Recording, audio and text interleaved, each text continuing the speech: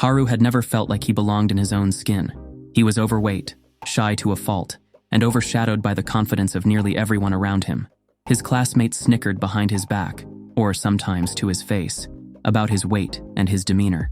From his first day of high school, he had been branded an outcast, relegated to the far edges of every classroom. Even his sister, a grade above him, made a point of telling him not to speak to her in the hallways. She avoided him with a disgusted glare that he once thought was reserved for strangers. Over time, he learned the painful truth. She was embarrassed by him and did not want to risk harming her own social standing. Yet, the real blow that twisted a permanent knot of resentment in his chest came from two specific classmates, Yumi and Hana. Yumi had been the first one he mistook for a friend, someone who smiled and borrowed his notes, who gave the illusion of kindness. When Haru, in his naive hope, suggested they hang out after school, she twisted that invitation into a public spectacle, loudly mocking him in front of everyone, as if he had professed undying love. She made sure to let the entire class know she found him disgusting. That day, his humiliation turned into an urban legend among their peers, bringing him the nickname Trash Panda and other cruel epithets. Hana, a popular girl who had once seemed indifferent at worst, later made it clear she did not want him in her social sphere. She cut off contact as soon as she realized that even being seen talking to him might harm her standing. All of this merged into a single daily nightmare for Haru. He drifted from one humiliating moment to the next, his self-worth eroding with every snicker, every insult, and every look of disdain. Sometimes, he would imagine that life might improve after graduation, or that he might magically lose weight, or that he could find acceptance elsewhere. But these were fantasies he could not truly believe in. He felt trapped in the present, powerless. It was on an especially grim day that something happened that would change his reality forever. He fell down a flight of stairs outside the school library. To others, it was just an unfortunate accident, if they even bothered to notice at all. In Haru's mind, however, that slip was a literal tumble into the unknown. He missed his footing, yelped, and crashed violently. Pain exploded in his side, and he felt bones crack. A moment of terror seized him, certain he was about to die. Then everything went black. Within that darkness, he heard a strange ticking sound, as though the gears of a clock were spinning in a void.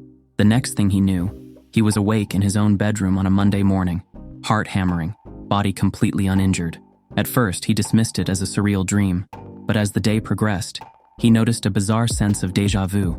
Every event, from the teacher's announcements to the schedule on the blackboard, unfolded exactly as it had on a Monday, several weeks prior. When he saw Yumi pass by with the same conversation on her lips as before, he realized in a burst of shock that he had somehow gone back in time. In the days that followed, he tested this hypothesis in small ways, changing minor details to confirm he was rewriting the same events. Alarm, confusion, and a flicker of curiosity swirled inside him. If he really had gone back in time, maybe he could avoid or lessen the humiliations he had suffered. That first jump backward was only the beginning. Every time Haru experienced extreme stress or intense physical pain thereafter, the world would lurch, and he would wake up again at the start of that same Monday morning. Bullies' beatings sometimes triggered it. Other times, his own despair, like a night when his classmates posted an embarrassing video of him online, pushed him over the edge, and the loop reset again. He dubbed these terrifying restarts resets, and began keeping a mental tally. After a few dozen resets, he realized with silent awe that this cyclical existence was not ending on its own.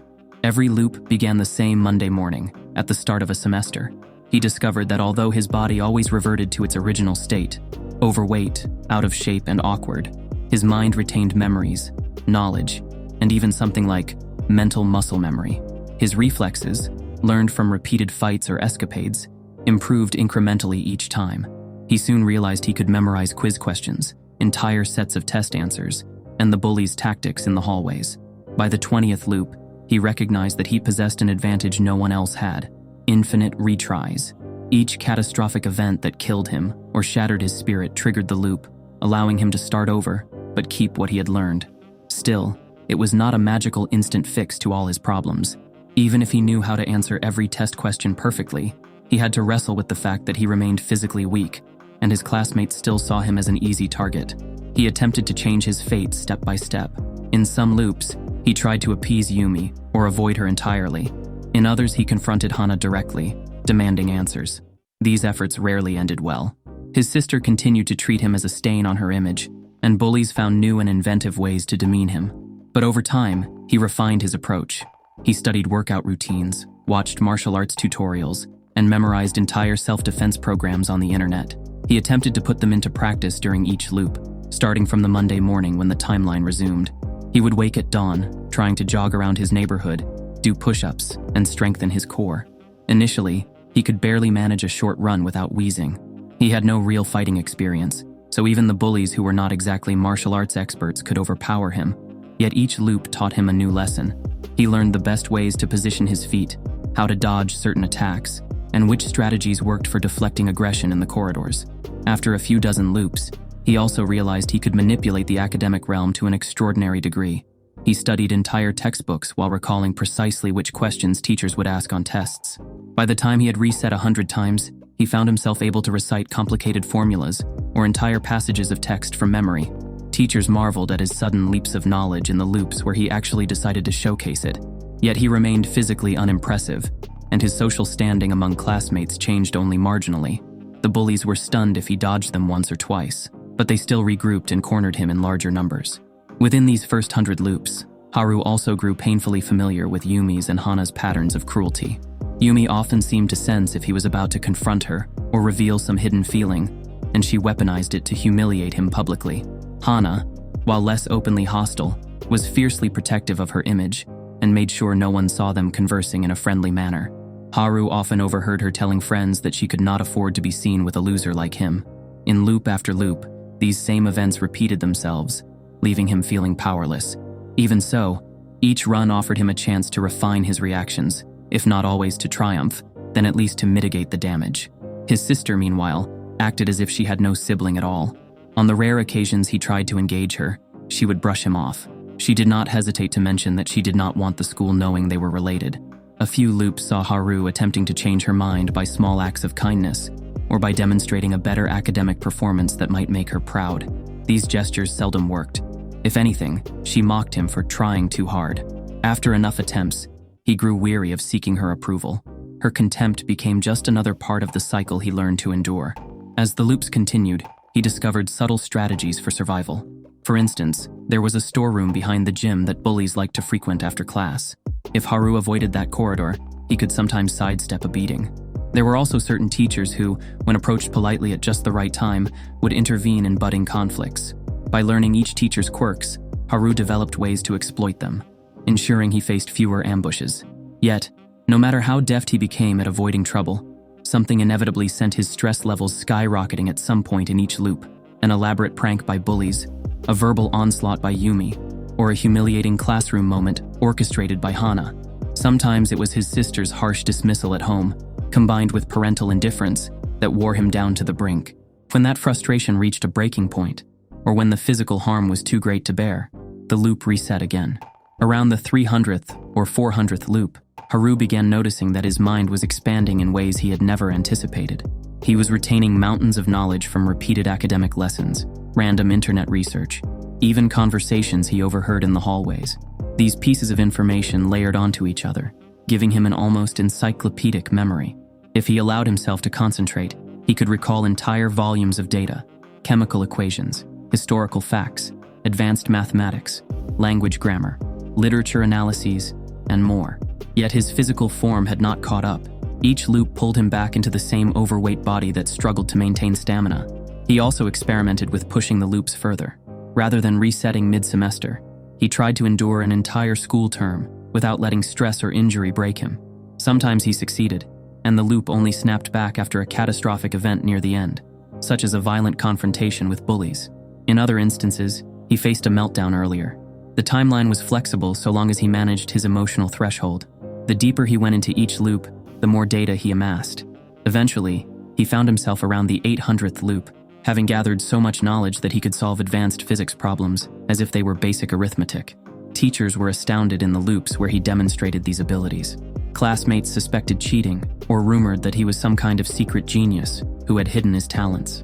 In some loops, he tried forging alliances with other outcasts at school, but most of those outcasts were afraid of associating too openly with him, given his toxic reputation and the risk of drawing bullying onto themselves. The cycles of rejection battered his spirit, yet he felt unstoppable in one regard. Every humiliation, Every lonely hour of study and every confrontation with scorn made him more determined to utilize the time loop phenomenon. He refused to let the repeated cruelty break him permanently. By the time he neared the 1,000th loop, Haru's mind had become an immense library of strategies, technical knowledge, and insights into his classmates' personalities. He knew exactly how to pass the bullies in the hallway without being noticed, how to sabotage the rumor mill by planting small seeds of confusion, and how to systematically ace any exam the teachers handed out. If he wanted, he could have walked into any class test or competition and emerged the top scorer. His biggest limitation remained his unchanging physique and the residual social stigma. Even the best strategic maneuvers could only do so much when a group of strong bullies decided to single him out, or when Yumi and Hana combined their influence to publicly shame him. He also discovered that the emotional toll of these repeated rejections could become too much, triggering an involuntary loop reset. Nevertheless, with each additional reset, his mastery over the environment grew. He sometimes mused over whether he could break free from the loops altogether, if he ever attained genuine satisfaction, or if he discovered the trigger behind it all. Yet no matter how many times he died or was driven to meltdown, the cosmic mechanism of the loop remained as mysterious as ever. He only knew it was linked to extreme physical pain or emotional devastation, and that it always catapulted him back to that fateful Monday morning at the start of the same semester. Eventually, a life-changing opportunity appeared, though it was not apparent at first. The school scheduled a 2-month break at the end of the academic year, a break that, in previous loops, Haru had mostly wasted at home, languishing in self-pity. This time, on his 1,000th loop, something in him snapped. He recognized that with his near-omniscient knowledge of academic subjects and social patterns, he could engineer the final weeks of that school term to avoid catastrophic resets. He could quietly survive until the break, then vanish for the entire 2 months to train his body far away from the scornful eyes of classmates. In prior loops, he had practiced working out or learning martial arts, but that training was limited by daily responsibilities and the relentless stress of the school environment. Now, bolstered by nearly 1,000 cycles worth of refined knowledge, countless tutorials, articles on fitness and nutrition, mental notes on how the body adapts to stress, he decided to isolate himself in a remote location for those 8 weeks. He meticulously planned every detail, from how to slip past his mother's and sister's notice to how to secure a cheap lodging in a remote mountainous region where no one would recognize him. He saved up money throughout the final stretch of the semester by leveraging small bits of knowledge, like timed part-time jobs or finding discount deals, ensuring he had enough to sustain himself for those weeks away. When the last day of school arrived before the break, he simply walked out of the gates without fanfare. He did not bother looking Yumi or Hana in the eye. His sister had no inkling of his plan, too busy with her own circle of friends. Most classmates believed he would just spend his vacation moping or glued to his computer. Little did they know that he had arranged transport that very evening to a secluded training camp in a rural area, one he had researched extensively across many loops. It was a modest place, not an official camp so much as a series of cabins and a small gym that travelers occasionally used. It lacked distractions and any hint of the social hierarchy that tormented him at school. Haru arrived there with a determined heart. Though his body reset each loop to the same overweight form, he also knew every intricacy of physical training from the cumulative knowledge in his mind. For the first time, he had uninterrupted weeks to apply that knowledge, free from the daily stress triggers that might cause him to reset prematurely. He began with a carefully designed regimen, basic cardio to build a foundation, coupled with controlled strength exercises that balanced intensity and recovery. He recalled countless articles on efficient protein intake, progressive overload, and how to maintain muscle gains. Every day, he rose with the sun and jogged through the rolling hills until his lungs burned. After breakfast, he headed to the small makeshift gym, utilizing weights and calisthenics that he had practiced in countless loops on a smaller scale. By afternoon, he studied advanced martial arts forms he had memorized from videos, practicing strikes, kicks, and defensive maneuvers in solitude. As the sun set, he spent hours reading through digital archives he had saved on his laptop, revisiting medical journals on exercise science, tips on posture correction, mental focus, and everything else that might optimize his results.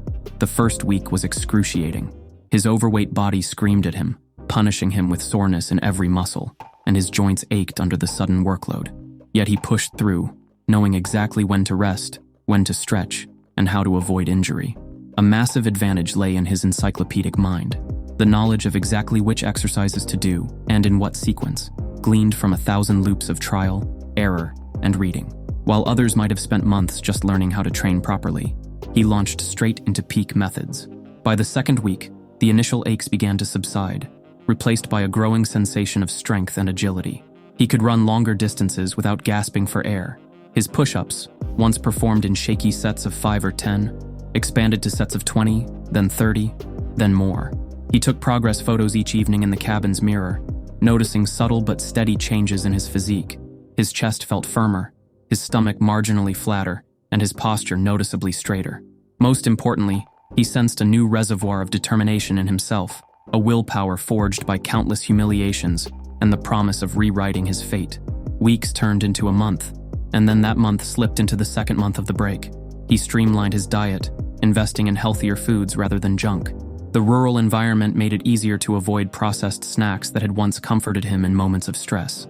Each day, he adhered to a balanced schedule of training, studying, and rest. He simulated fight scenarios in his head, drawing on the thousands of loops where bullies had confronted him. He practiced pivot steps, angle changes, and counters to common moves.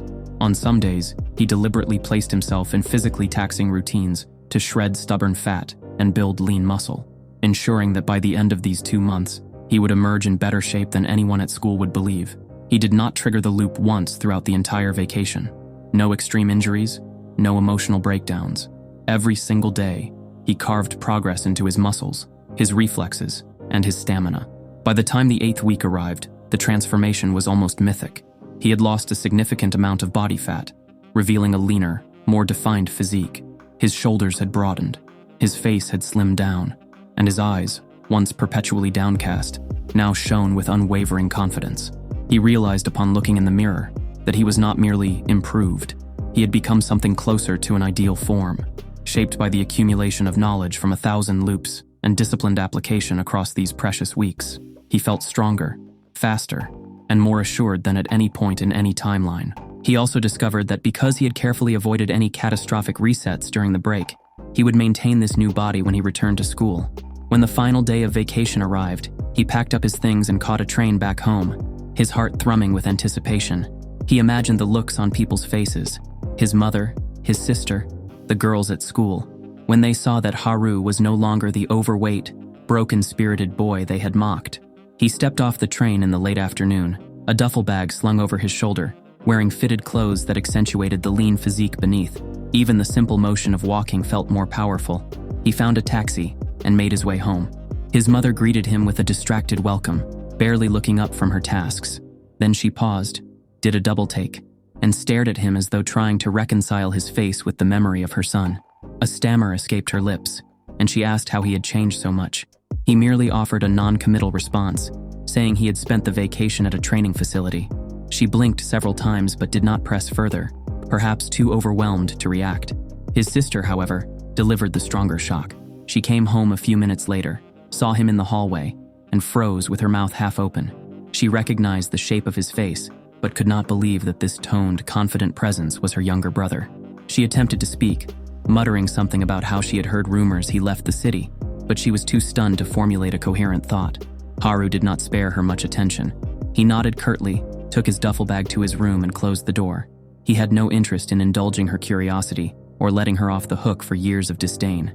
That night, he performed a final check in his mirror. He had changed his hairstyle slightly, recalling styles he had read about that complemented certain facial shapes. He decided to get contact lenses the next day, having memorized exactly what prescription he needed from various loops. He smoothed out his posture and found it almost unsettling to recognize the reflection. This was not the overweight, shy Haru. This was the manifestation of 1,000 loops of knowledge and 2 months of relentless execution. He knew the real test would be stepping back into school. Would his transformation hold up under the scrutiny of those who had once humiliated him? The next morning, he rose early and visited an optometrist to pick up contact lenses. Then he visited a hair salon he had identified through online reviews in some prior loop. There, he requested a style that highlighted his sharper features. The stylist marveled at how well-proportioned his face was once the extra weight had melted away and gave him a sleek, modern cut. Walking out of the salon, he felt a rush of confidence, though he steeled himself with the knowledge that this was merely the beginning. When he arrived on campus later that week, classes were just starting up for the new term. Crowds of students moved about, chatting about their summer experiences. Haru wove through them easily, his athletic build and poised stride drawing attention immediately. Whispers began among the clusters of students near the gate. Some wondered if he was a new transfer. Others speculated if he might be a substitute teacher because of his poise. He kept going, ignoring the stares. In the main hallway, he passed by a group of girls who stared openly, wondering who he was. Another crowd parted for him, uncertain of his identity. Moments later, in a bustling corridor near the lockers, he encountered a gaggle of girls from the class next door. One of them, a familiar face, though now wearing a bright expression, took a dramatic step backward, as though she had lost her balance. She flung out her arms and sank her weight toward him in a clear attempt to engineer a collision. Haru recognized in an instant that this was Yumi, the same girl who had once mocked him, but who clearly did not yet realize who he was. She had orchestrated this classic stunt. Instead of acting as a cushion, Haru stepped aside with a graceful pivot, letting her falter against the lockers. The impact was not severe, but enough to rattle her. She stood upright again, momentarily flustered, turning to look at him. An apology formed on her lips, or perhaps a flirtatious remark, but then she noticed something in the shape of his face. He met her gaze calmly, allowing a few seconds of silence to pass. Recognition flashed across her features. He saw shock, confusion, then unease as she realized she was staring at Haru, the boy she had repeatedly scorned and ridiculed. He offered a slight tilt of his head, acknowledging her, then continued walking without a word. Yumi's friends immediately surrounded her, asking if she was hurt, but she did not seem to hear them. Her wide-eyed stare followed Haru's retreating figure as she struggled to reconcile the overweight classmate she had mocked with the confident presence she had just encountered. In the hallway beyond, other students turned to watch him pass. Flickers of whispers ignited wherever he went, especially among girls who speculated whether he was a new transfer or some upperclassman they had never noticed. An undercurrent of mystery rippled through the corridors, fueled by his striking change in appearance. A few girls mustered the courage to approach him, one asking in a timid voice if he needed help finding a classroom, another inquiring if he was lost. Haru shook his head politely each time, making it clear he needed no guidance, but giving no other explanation. Some of them retreated, disappointed or intrigued. He located his homeroom, recalling the seat that he had occupied through so many loops. The tension in the air was palpable as he entered. Hana, who prided herself on social status, was at her desk with a group of admirers. She cast him a perfunctory glance, then did a double-take that nearly broke her usual composure. He took his seat, and no one quite knew how to react. The teacher arrived, paused with the attendance sheet, then blinked when Haru's name was called. He responded by raising his hand calmly, confirming to everyone present that he was indeed the boy they had once dismissed as worthless. Once the teacher began the usual first-day announcements, the students focused only half on her words. Their attention kept drifting to Haru, who wrote in his notebook with a detached precision, as though unaffected by the swirl of gossip around him. By the time the lunch period arrived, the entire class was abuzz with rumors. It did not take long for other students, even from different grades, to peek into the classroom's open doorway, trying to catch a glimpse of the astonishing transformation. Outside in the hall, Yumi lingered with two friends, debating whether she should approach him directly or pretend she had not recognized him. Eventually, she mustered enough nerve to step into the classroom. Haru noticed her presence but gave no reaction, continuing to eat the simple meal he had packed. She hovered uncertainly near his desk, hesitating between addressing him by name or feigning ignorance. Her friends watched the spectacle, anticipating some dramatic exchange. But Haru remained outwardly calm, finishing his lunch and placing the chopsticks neatly into their case. Unable to bear the silence, Yumi finally mumbled something about being glad to see him back. Haru acknowledged the comment with a single nod, then stood and walked out. Her friends murmured questions she could not answer. A ripple of unease crossed her features, recalling all the times she had ridiculed him, certain she held the power to hurt him without consequences. Now she sensed that power had shifted, and she was uncertain how to behave. Similar scenes occurred throughout the day. Girls from different clubs stopped Haru in the corridor, claiming to need help with boxes or props, or simply wanting to introduce themselves in a friendly way. Some offered to show him around or invited him to after-school gatherings. He recognized a spectrum of motives: curiosity, attraction to his new looks, or even strategic attempts to associate with someone rising in social visibility. He responded courteously, yet remained distant, leaving them puzzled. The day progressed with a series of minor upheavals. Hana found it impossible to ignore how Haru's transformation overshadowed her usual role as the center of attention. She attempted to engage him in conversation by asking pointed questions about his summer activities, hoping to seem welcoming. He offered brief, polite answers that revealed nothing of his rigorous training or the loops that had allowed him to develop such mastery. Hana sensed his aloofness, but could not decipher whether he was snubbing her intentionally or simply did not care. During an afternoon class, the teacher asked for volunteers to demonstrate a short presentation in front of everyone. In the past, Haru would have avoided the spotlight at all costs, but this time, he calmly accepted when the teacher called on him. He stepped to the front of the room and delivered concise, clear information on the assigned topic, never tripping over words. Classmates watched in near disbelief, some recalling how he used to stammer with nerves. The next morning, things escalated. More students flocked around him, openly or discreetly. Some asked about his skincare routine, others asked if he had grown taller, and a few boldly inquired if he was really the same person. He offered minimal responses, carefully deflecting personal questions. Yumi attempted a second approach by cornering him during a break, asking if they could talk privately, perhaps to clear the air of whatever had happened previously. He declined, walking away without stirring further conflict. Hana tried orchestrating a casual invite for group study, claiming it would be beneficial to combine their academic abilities. Haru politely said he had no interest. Each rejection left them more perplexed. In class, Haru continued to demonstrate a newfound competence. He aced quizzes with little visible effort, delivered succinct answers that impressed the teachers, and navigated practical group activities with a steady hand. No longer did he shuffle uncomfortably at the edges of class discussions. Instead, he contributed when necessary, then receded into silence, never seeking extra attention. His transformation in both academics and demeanor spread a sense of awe through the student body. Next day, Yumi lingered by the classroom door, determined to close the distance she had once widened through ridicule and scorn. The moment Haru stepped into the hallway, she mustered a bright smile, intending to convey warmth where there had once been only mockery. Yet, before she could speak, he fixed her with a glare so cold and unflinching it felt like a physical weight pressing her back. That silent stare, laden with a resolute contempt, struck deeper than any shouted insult. His eyes traced the memory of each jeer and every moment she had reveled in his shame, forming a shield of hardened bitterness that no casual friendliness could breach. The tension in the air made it clear there would be no cordial acceptance, no convenient forgetfulness to smooth over what she had done. His posture spoke of finality, daring her to keep pushing for forgiveness he would never offer. She hesitated, momentarily paralyzed by the realization that the boy she once dismissed had become someone capable of cutting her down with a single look. Then, with measured deliberation, Haru turned away, leaving her rooted to the spot. Speechless, exposed, and painfully aware that her renewed interest had been met with nothing but impenetrable disdain.